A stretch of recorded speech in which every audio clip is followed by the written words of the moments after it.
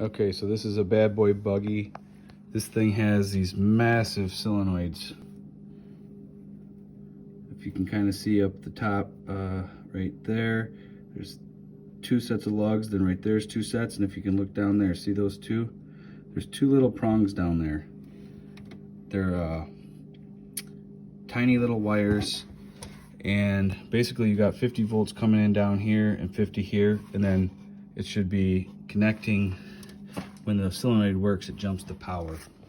So if you look here, this little wire and the little wire are the ones that activate it. The pink one, number 3, is positive, and that gold one is negative. And then that's the lower upper. So if we come over here, it's kind of hard to see, but basically all I did is pinned my voltmeter to the top and to the top, and it's over here reading. See, there's no connection right now. Now I have a 48 volt pack I built here just so I don't accidentally use, this big, huge amperage and touch something and zap something and break other parts. So what I've done is just disconnect the 48 volt so you can see I don't have it hooked. So there's not juice flowing to this system. This is pretty much just dead.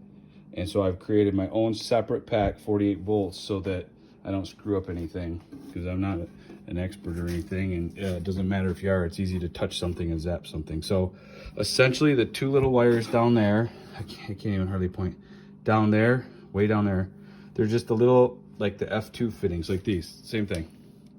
And so I have my jumper wires. I just got everything jumped so I can use my hands to video. So they're jumper wired and comes over to my positive. And so here's my ground. When I touch that, the solenoid should click. If it clicks, at least we're a step ahead, it's working. If it doesn't click, you got a bad solenoid right away, which I did. I tore it all apart, and it had like, some green from on the copper, like corrosion or whatever, and some black soot. I cleaned it all, and now I have the click, but I have not tested it with the voltmeter yet to see if it's getting continuity. Just because I have the click, I don't know if it means that it works, but we'll find out for sure right here. So see, you'll hear it click, and then if this turns to a number, then we got continuity, we're good. If it doesn't turn to a number, we're not. So get ready.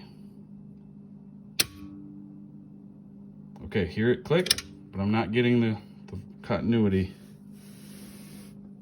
That's because my voltmeter's not on there. It's really hard to hold all this stuff. All right, let me hopefully try it again.